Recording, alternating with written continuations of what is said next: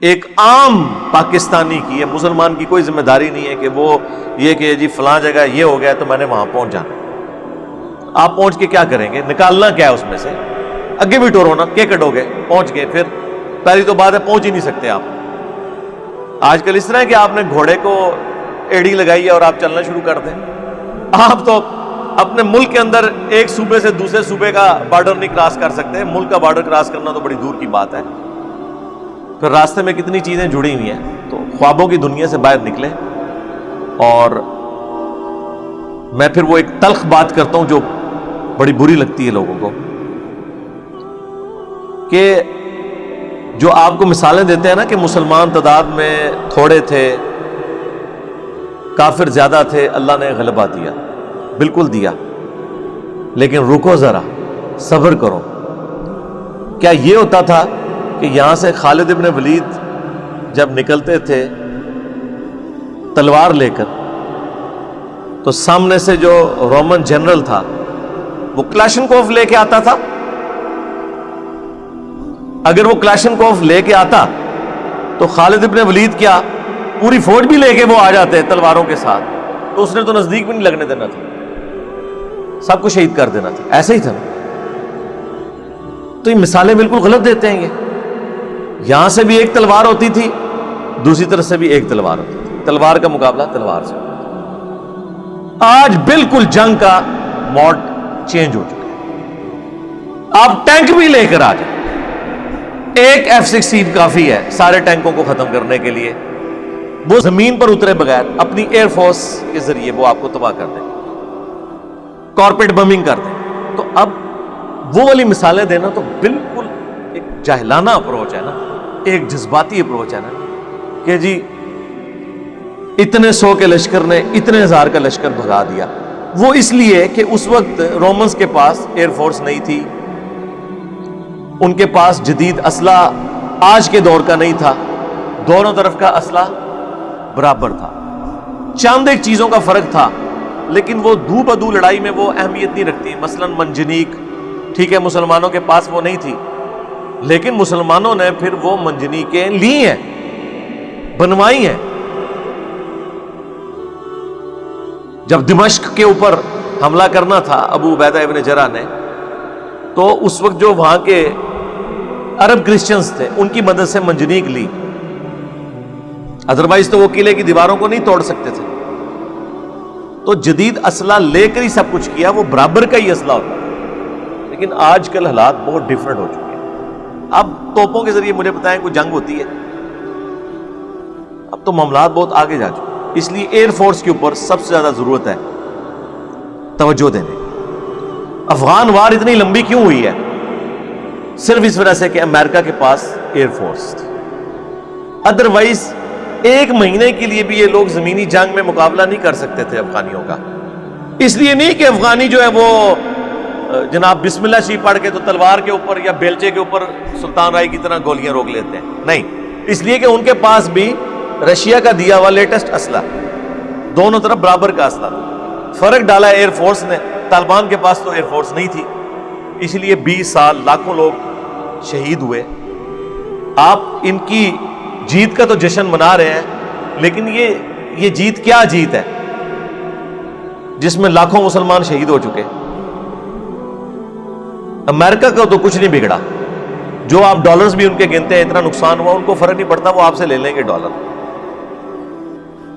کسی ایک ملک پہ قبضہ کر کے سب کچھ وہ لے لیتے ہیں. بدماش ہے.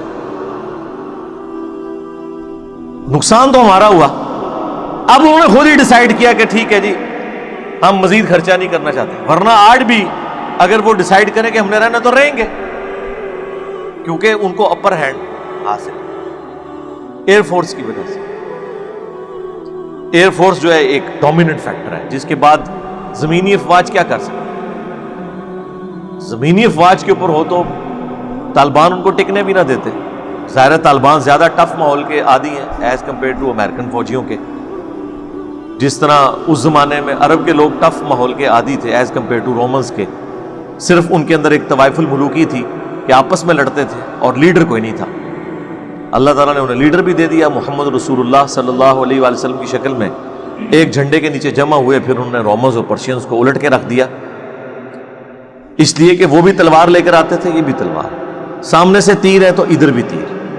اب مجھے بتائیں اگر ادھر تیر ہوتے مسلمانوں کی طرف سے اور سامنے رومنز اور پرشینز کے پاس ٹینک ہوتے تو کیا یہ تیر ان کا مقابلہ کر سکتے تھے؟ تو لہٰذا یہ جو جذبات کی دنیا میں آپ کو رکھتے ہیں نا، اس سے باہر نکلیں یار، خدا کے لیے ہوش کے ناخن لیں اور یہ باتیں کرنا چھوڑ دیں کہ جی IMF اگر آپ سے قرضہ واپس مانگے تو آپ کہیں آیا رے گوری، خدا کا نام، یہ بھی قسط نہ ملتی تو تنخواہیں بھی نہیں تھیں سرکاری ملازمین کو اور فوجیوں کو دینے کے لیے۔ یار ڈان بنے ضرور، لیکن کچھ جیب میں ہو تو بنے۔ اب تو یہ ساری اکانومی کی وار ہے نا، اس کے بغیر تو کچھ بھی نہیں ہوگا۔ تو اس لیے یہ بڑھ کے مارنا اور اس طرح کی ساری باتیں کرنا، تو اس طریقے سے کوئی معاملات نہیں چلتے۔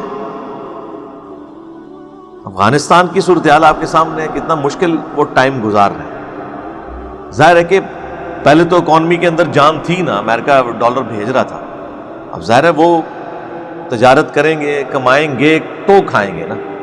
مشکل وقت ان پہ بھی شروع ہوا اس حوالے سے، دروشی پڑھ کے یا ذکر اذکار کر کے تو سارے معاملات نہیں چلتے نا۔ اللہ نے پیاس کے بجھانے کا ذریعہ پانی کو بنایا ہے تو پانی تو آپ کو پینا پڑے گا، سیدھی سی بات ہے۔ تو اس لیے ان سارے معاملات کو دیکھ کر چلنا چاہیے۔ اور ابھی میں نے سیلاب کے اوپر بھی بڑی تفصیلی گفتگو 2 نشستوں میں کی ہے، وہ اپلوڈ ہوئی ہے، اس میں میں نے جو سیلاب کے بعد کرنے کے کام ہیں ان کے اوپر بھی میں نے ڈسکشن کی تھی۔ اس میں نے ایک پوائنٹ اٹھایا تھا، مجھے بڑی خوشی ہوئی ہے کہ UNO کے جو سیکرٹری جنرل ہیں وہ پاکستان آئے ہوئے ہیں، انہوں نے کل بڑی اچھی، یعنی آپ سمجھ لیں اسٹیٹمنٹ جاری کی ہے کہ دوسرے ملکوں کی گناہوں کی سزا مسلمان یہاں پہ پاکستانی جو کاٹ رہے ہیں اور جو تباہی ہوئی بھی ہے، جس میں پاکستان کا تو کوئی قصور نہیں ہے۔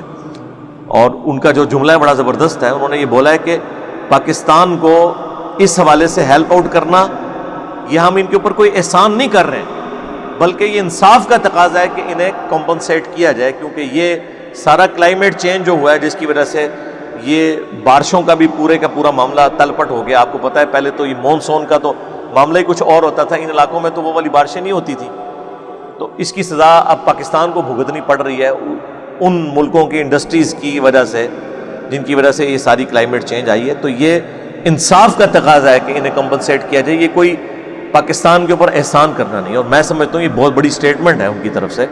اب اللہ کرے کہ جو صدقہ اور خیرات یا چندہ ملتا ہے وہ ہمارے حکمران، ہمارے ریاستی ادارے جو ہے وہ پازیٹیولی یوز کریں، یہ نہ ہو کہ جو انہوں نے اپنے سارے پرانے جو ذخیرے جوڑ کے رکھے ہوئے ہیں وہ نکال کے غریب عوام کو دینا شروع کرے اور نئے جو ہیں وہ اپنی تجوریوں میں بھرنا شروع کر دیں۔